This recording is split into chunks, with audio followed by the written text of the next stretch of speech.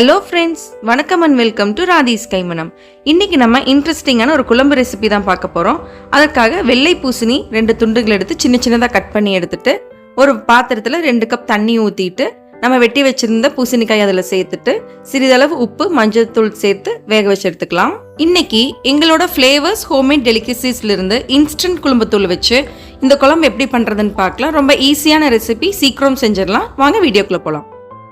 பேனில் 2 table spoon நல்லெண்ணெய் சேர்த்துக்கலாம். அப்புறம் வெட்டி வச்சிருந்த சின்ன வெங்காயம் ஒரு 50 கிராம் சேர்த்துக்கலாம்.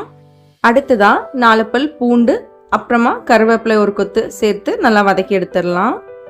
நீங்கள் எந்த காய்களை வேணாலும் சேர்த்து இந்த இன்ஸ்டன்ட் குழம்புத்தூள் வச்சு நீங்கள் செஞ்சுக்கலாம். இப்போ பாருங்கள், வெங்காயம் நல்லா வதங்கிடுச்சு. அடுத்ததான் இன்றைக்கி நான் ஒரு 3 தக்காளி எடுத்திருக்கேன். அதையும் பொடி பொடியாக நறுக்கி சேர்த்துக்கலாம். தக்காளி நல்லா வதங்கட்டும். இப்போ பாருங்கள், தக்காளி நல்லா வதங்கிடுச்சு.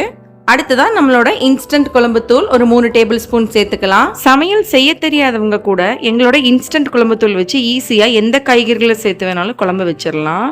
அடுத்ததான் 1/2 டீஸ்பூன் மஞ்சள் தூள் சேர்த்துக்கலாம். இதெல்லாம் சேர்த்துட்டு ஒரு 5 நிமிஷம் வதக்கி விட்டுடலாம். அடுத்தது இந்த குழம்புக்கு தேவையான தேங்காய் 2 டேபிள் ஸ்பூன் எடுத்துருக்கிறேன். அதையும் சேர்த்து ஒரு 2 நிமிஷம் நல்லா வதக்கி எடுத்துடலாம். தேங்காய் பச்சை வாசனை போகிற வரைக்கும் வறுத்தெடுத்தா போதும். இப்போ பாருங்க, நல்லா வதங்கிடுச்சு. இது நல்லா ஆற வச்சதுக்கப்புறம் மிக்சி ஜாரில் சேர்த்து நல்லா அரைச்சி எடுத்துடலாம். சின்ன வெங்காயம், தக்காளி, தேங்காய், நம்மளோட இன்ஸ்டன்ட் குழம்புத்தூள் இருந்தால் போதும். சட்டுன்னு எந்த குழம்பு வேணாலும் செஞ்சு எடுத்துடலாம். இப்போ பாருங்கள், நல்லா அரைச்சி எடுத்தாச்சு.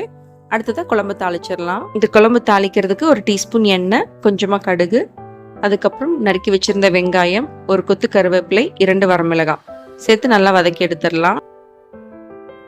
இப்போ பாருங்கள், நல்லா வதங்கிடுச்சு. அடுத்ததான் நம்ம வேக வச்சிருந்த வெண்பூசணி அதை சேர்த்துக்கலாம். ஏற்கனவே நம்ம பூசணிக்காய் வேக வச்சிருந்தங்காட்டிக்கு ரொம்ப நேரம் நீங்கள் வதக்க வேண்டாம். ஒரு 1/2 நிமிஷம் வதக்கினா போதும். அடுத்ததான் நம்ம அரைச்சி வச்சிருந்த மசாலா அதை சேர்த்துக்கலாம். அடுத்ததான் இந்த குழம்புக்கு தேவையான அளவு தண்ணி சேர்த்துக்கலாம். ஏற்கனவே பூசணிக்காய் வேக வச்சிருந்த தண்ணி எடுத்து வச்சிருக்கிறேன், அதை தான் சேர்த்துருக்கிறேன். உங்களுக்கு குழம்பு எந்த பக்குவத்தில் வேணுமோ அந்த அளவுக்கு தண்ணி சேர்த்துக்கோங்க. அடுத்ததான் இந்த குழம்புக்கு தேவையான அளவு உப்பு சேர்த்துக்கலாம். அவ்வளோதான். இனி ஒரு 5 நிமிஷம் கொதிக்க வச்சுருந்தா நம்மளோட குழம்பு ரெடி. உங்களுக்கு ஃப்ளேவர்ஸ் ஹோம்மேட் டெலிகசிஸ்லேருந்து பொருட்கள் வேணும்னா கீழே தெரியுற நம்பருக்கு வாட்ஸ்அப் பண்ணுங்கள். மீண்டும் அடுத்த வீடியோவில் சந்திக்கலாம். நன்றி, வணக்கம்.